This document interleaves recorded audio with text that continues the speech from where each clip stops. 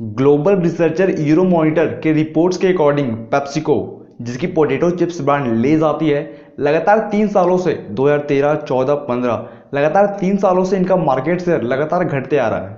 पता है कारण क्या है? हमारे इंडियन मार्केट की local companies like Haldiram's, Pratap snacks and Balaji wafers. लेकिन सोचने वाली बात यह है कि इन सारे इंडियन कंपनीज में बालाजी वेफर्स ही आईटीसी, पार्ले, प्रताप स्नैक्स या फिर हल्दीराम इन सबको पछाड़ते हुए as a Indian brand Indian market में लीड कर रहा है। पर कैसे और ऐसी क्या कारण रही थी बालाजी वेफर्स के सामने जिसके कारण इन्होंने पेप्सिको की 4000 करोड़ की ऑफर को ठुकरा दिया?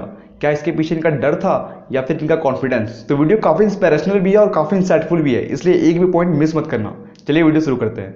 फर्स्ट लेसन, विजडम इन हेरिटेज। गुजराती हो चाहे मरवाड़ी हो, ये अपने बच्चे को विरासत में ज्यादातर ज्ञान बांटते हैं, ना कि सिर्फ जमीन और जायदाद। बच्चा थोड़ा बड़ा हो गया, थोड़ी बेसिक स्टडीज कंप्लीट कर ली, चलो भाई धंधो सीखो। चंदू भाई वीरानी, जो आज गुजरात के सक्सेसफुल बिजनेसमैन की लिस्ट में शुमार होते हैं, कभी 90 रुपए महीने की तनख्वाह पे काम किया करते थे। ये बात तब की है जब पिताजी पोपट भाई वीरानी के द्वारा उनकी जो खेती करते थे उसी के सहारे पूरा परिवार चलता था। एक तो कमाई अच्छी नहीं थी, ऊपर से इतना बड़ा परिवार भी चलाना था। असली झटका इनको तब लगा जब बारिश की कमी के कारण खेती करना भी मुश्किल हो गया।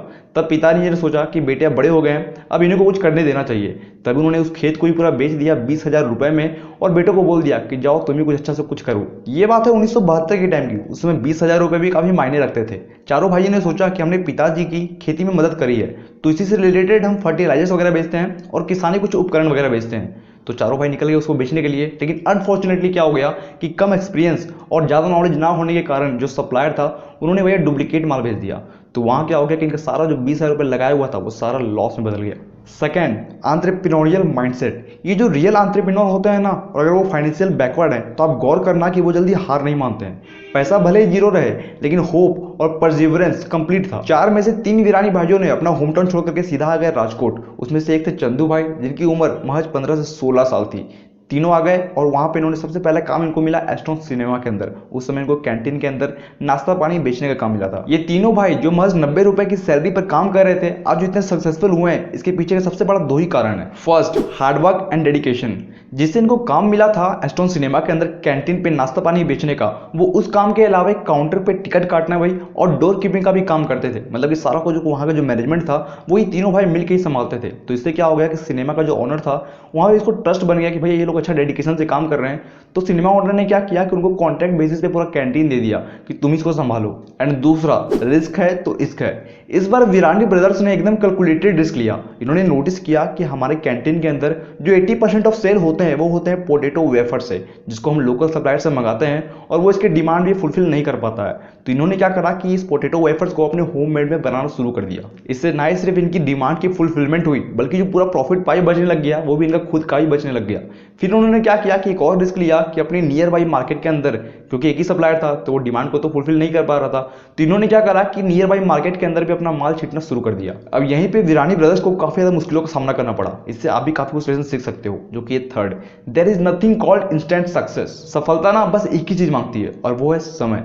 जिस रिटेलर्स को अपने नियर बाई मार्केट में ये माल दे रहे थे वो सारे इनकी पेमेंट को टरकाने लग गए।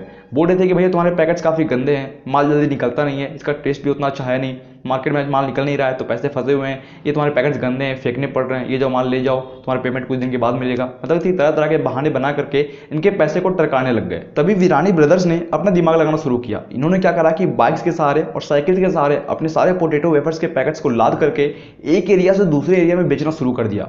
अब भाई इनका जो वेफर्स था उसका स्वाद तो काफी ज्यादा शानदार था ही, तभी तो सिनेमा हॉल के अंदर इधर बिकता भी था। तो मार्केट में पकड़ बनाने के लिए इनको जरा भी देर नहीं लगी। इन्होंने पूरी मार्केट में एक्सपैंड करना शुरू कर दिया और सारे लोग बालाजी वेफर्स को सिर्फ इनके स्वाद से ही जानने लग गए। चंदू भाई वीरानी की एक बहुत ही अच्छी इंस्पायरिंग लाइन है, 1 area at A time, 1 fight eight A time.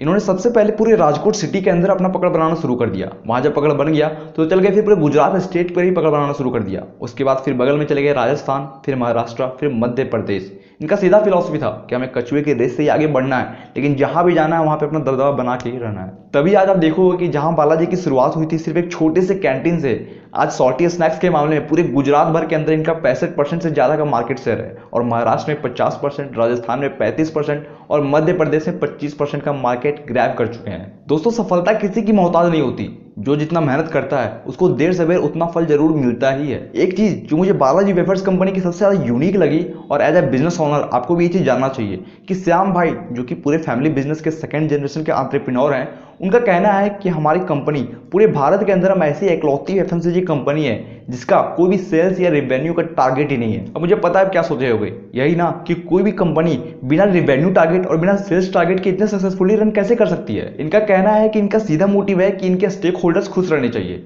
कौन कौन है स्टेक होल्डर्स? तो वो consumers, retailers, distributors and employees. और ये खुश कब रहेंगे? जब हमारे प्रोडक्ट में दम होगा, क्योंकि प्रोडक्ट में दम रहेगा तो कस्टमर्स को हमको पुश नहीं करना पड़ेगा अपने प्रोडक्ट को बेचने के लिए। कस्टमर्स अपने आप पुल हो जाएगा हमारे प्रोडक्ट की तरफ। जैसे ही मार्केट में इनकी डिमांड बढ़ने लग गई तो इन्होंने अपनी एफिशिएंसी को भी बढ़ाने की कोशिश करी। 1995 में इन्होंने सेमी ऑटोमेटिक मशीन को बैठा लिया जिसकी कैपेसिटी थी 250 kg पर घंटे के हिसाब से पोटैटो चिप्स को प्रोड्यूस करना। फिर और तेजी से पेस पकड़ने के लिए इन्होंने क्या करा कि 2003 में एक फुल्ली ऑटोमेटिक मशीन बैठा दिया जिसकी कैपेसिटी थी 1200 kg पर घंटे के हिसाब से पोटैटो चिप्स प्रोड्यूस करना। उसके कुछ समय तुरंत बाद इन्होंने 2008 में एक ऐसी मशीन बैठाई जो कि पूरी एशिया की सबसे बड़ी पोटैटो चिप्स मेकिंग यूनिट बनी।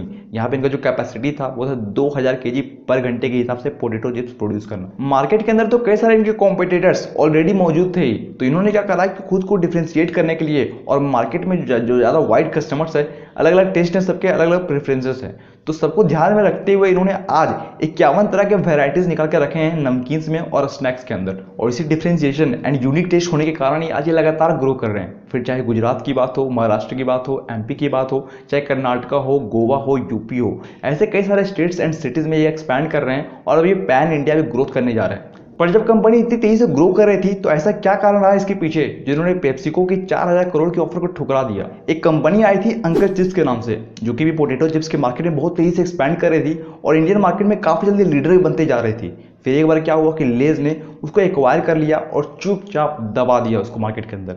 इससे क्या हो गया कि लेज का तो ब्रांडिंग काफ़ी ज़्यादा हो गया, लेकिन अंकल चिप्स आज आप देखोगे मार्केट के अंदर तो बहुत मुश्किल से देखने को मिलेगी। और यही सेम थिंग शायद ये बालाजी वेफर्स के साथ भी करते, इसलिए वीरानी भाइयों ने अपनी बालाजी कंपनी को इनको बेचने से मना कर दिया और इनकी 4000 करोड़ के ऑफर को ठुकरा दिया। और आज देखा जाए तो आज ये मार्केट में अच्छे सक्सेसफुल रन कर रहे हैं और इनके मार्केट शेयर को भी काफ़ी ज़्यादा खाने में सफल हो रहे हैं। आज बालाजी वेफर्स का रेवेन्यू 3000 करोड़ क्रॉस कर चुका है, जो कि अपने आप में ही काफ़ी बड़ी अचीवमेंट है। दोस्तों, सफलता पाने के लिए ना बस 2 ही चीज़ें चाहिए, व्हाट एंड व्हाई। आपको क्या करना है और आपको वही क्यों करना है। और ये दोनों चीज़ क्लियर हो गई तो आपको सफल होने से कोई नहीं रोक सकता। तो वीडियो इंसाइटफुल लगा है, पसंद आया है, जल्दी इसको लाइक करो, चैनल को सब्सक्राइब कर लेना और बगल में जो बेल नोटिफिकेशन का आइकन है उसको भी प्रेस कर दो ताकि इस तरह की नॉलेजफुल वीडियो की नोटिफिकेशन आप तक सबसे पहले पहुंच सके। मिलते दोस्तों इसी तरह के नेक्स्ट पावरफुल इंसाइटफुल वीडियो के साथ। तब तक के लिए आप सभी खुश रहिए, संतुष्ट रहिए, तंदुरुस्त रहिए। गुड बाय, जय हिंद।